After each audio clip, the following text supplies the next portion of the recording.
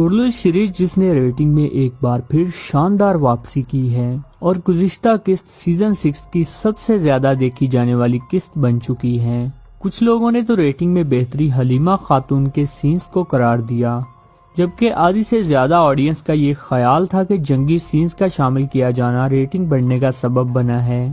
खैर जो भी हो, लेकिन अब सीरीज में प्रॉपर स्टोरीज का आगाज कर दिया गया है और बेहतरीन स्क्रिप्ट पेश किया जा रहा है, जहां एक तरफ जंगी मार्कों और फतूहात का आगाज हो चुका है, तो वहीं फर्जी किरदारों की बेहतरीन अदाकारी ने सीरीज को 4 चांद लगा दिए हैं।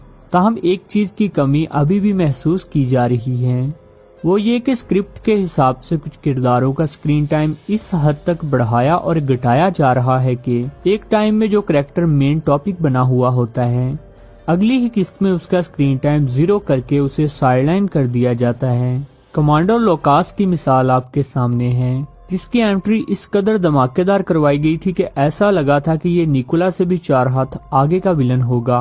ताहम ऐसा ना हो सका और सूफिया के आते ही लोकास का किरदार कमजोर कर दिया गया और अब तो वो सूफिया का असिस्टेंट बनकर रह गया है, जबकि पिछली 2 किस्तों में वो कोई 5-7 बार तो उस्मान बे के साथ जंग से फरार हो चुका है। ताहम अब कुर्लुश मैनेजमेंट ने ये गलती सुधारते हुए मंगोलों की तबाहकुन एंट्री करवा दी है, और मंगोल तो है ही बागी और वैशी, जो बिना सोचे समझे ही हर किसी से टक्कर ले लेते हैं। इसलिए अब अगर ये कहा जाए कि उस्मान बे की टक्कर के विलन आ गए हैं तो गलत नहीं होगा।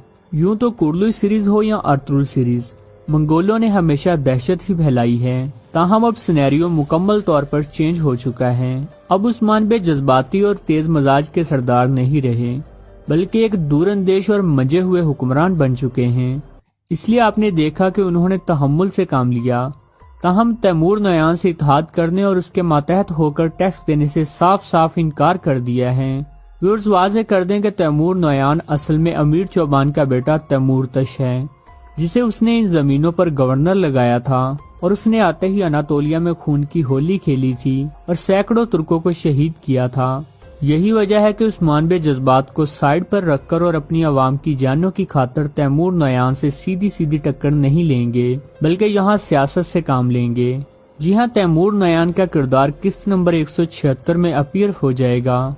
तैमूर नयान की दहशत और खौफ इस कदर होगा कि आप शैतान सिर्फ सूफिया को भूल जाएंगे। सूफिया जो कि कारासी के जाने के बाद खुद भी कमजोर हो चुकी है, तैमूर नयान से इत्तेहाद की भीख मांगती फिरेगी, ताहम अपनी घटिया चालें जारी रखेगी। और जहां तक लोकास की बात है, तो ये किरदार चूंकि अब इस कदर आम हो चुका है कि उसके होने ना होने से सीरीज पर फर्क नहीं पड़ता, तो जल्द ही ये किरदार सीरीज छोड़ जाएगा और उस्मान बे के हाथों जहन्नुम वासिल होगा।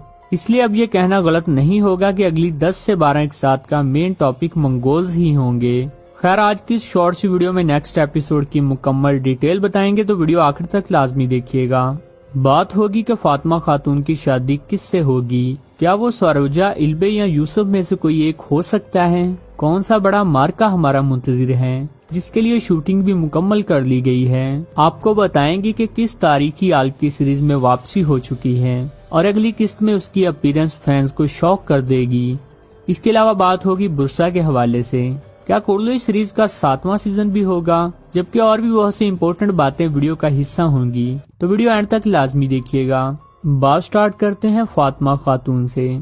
फातिमा खातून पिछले दिनों जिसका किरदार हॉट टॉपिक बना हुआ था और ऐसा लगता था कि शायद सरोजा या यूसुफ में से किसी एक के साथ उनकी लव स्टोरी दिखाई जाएगी, ताहम ऐसा ना हो सका।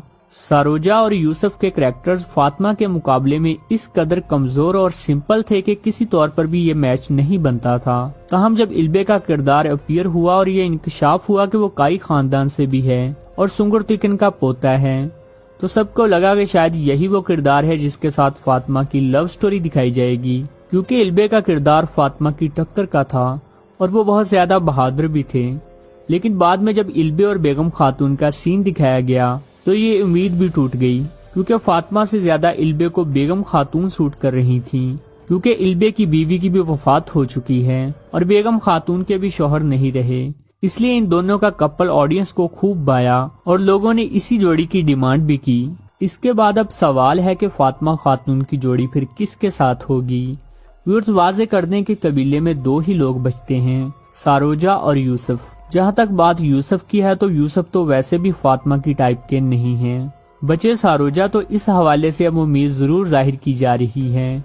वजह यह है कि बायान बे के मारे जाने के बाद चूंकि सारोजा कबीले के सरदार बन चुके हैं और उनका किरदार भी अब पहले से बहुत ज्यादा मजबूत दिखाया जाएगा और वो पहले की तरह बचगाना मजाज नहीं रहेंगे। यही वजह है कि सारोजा और फातिमा की लव स्टोरी हमारी मुंतजिर है। और अगर तारीख पर नजर डाली जाए तो फातिमा खातून की शादी किससे हुई थी इस बारे कोई डिटेल नहीं मिलती, इसलिए ये ड्रामे के राइटर के हाथ में है कि वो फातिमा खातून की शादी जिससे भी दिखा दें।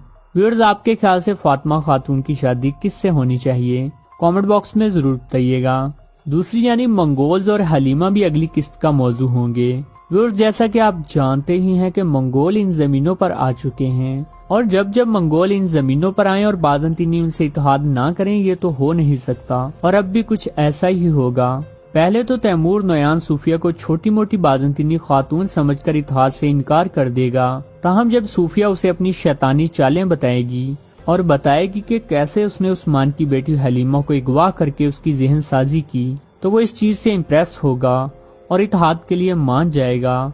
ताहम इस इत्तेहाद से उस्मान बे को कोई फर्क नहीं पड़ने वाला। व्यूअर्स, जैसा कि आप जानते ही हैं कि अब तक जब भी मंगोल कमांडर इन जमीनों पर आते थे तो उनका मकसद सिर्फ और सिर्फ एक ही होता था, उस्मान बे की जान लेना। क्योंकि मंगोल उस्मान बे को गोकब्रू के नाम से जानते हैं जिसका मतलब है नीला बेड़िया। उनके नजदीक ये माना जाता है कि उस्मान बे जैसा बहादुर 1000 साल में सिर्फ एक ही बार पैदा होता है। लेकिन अब चूंकि उस्मान बे बहुत ज्यादा मजबूत हो चुके हैं और रियासत के हुक्मरान भी हैं तो मंगोल उस्मान बे को अपने साथ मिलाना चाहते हैं।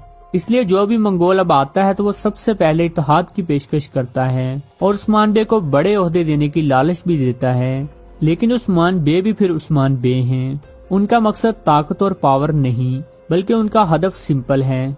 वो अपनी आजाद और खुद मुख्तार रियासत को पूरी दुनिया में फैलाना चाहते हैं। यही वजह है कि उन्होंने बुरसा को टारगेट रखकर रास्ते में आने वाले किले फतह कर लिए हैं, जबकि आखिरी किला आके हिसार था जो कि अब फतह होने जा रहा है। अगर आपको याद हो तो आखिरी बार आके हिसार पर हमला ओरहान बे के हाथों दिखाया गया जो कि बिल्कुल परफेक्ट चीज थी। ऐसा दिखाने के पीछे असल में 2 मकसद हैं। पहली बात तो ये कि सीरीज में इस वक्त जो दौर चल रहा है तारीख के मुताबिक इस वक्त उस्मान बे हर जंग में शरीक नहीं होते थे बल्कि बहुत सारे मिशन ओरहान बे के हवाले कर देते थे। यही वजह है कि बुरसा के मुहासरे के दौरान ही ओरहान बे इतने ज्यादा मजबूत हो चुके थे कि इतना बड़ा किला जो कि कभी बाज़ंतीनियों का गढ़ हुआ करता था ओरहान बे ने उस्मान बे के बगैर ही फतह कर लिया था। जी हाँ, उस्मान बे उन दिनों अलील थे तो उन्होंने सारी फौज ओरहान बे की कमान में दे दी थी। जबकि ओरहान बे के करैक्टर को मजबूत दिखाने का दूसरा बड़ा मकसद उस्मान सीरीज के बाद आने वाली ओरहान सीरीज की तशहीर करना है ताकि लोगों का ओरहान बे में इंटरेस्ट बढ़े। और चूंकि सीजन 6 कोर्डो इस सीरीज का आखिरी सीजन है तो इसमें ओरहान बे के किरदार को मजीद बढ़ा चढ़ा कर दिखाया जाएगा ताकि बाद में आने वाली सीरीज जो कि ओरहान बे पर मुश्तमिल होगी कामयाब हो।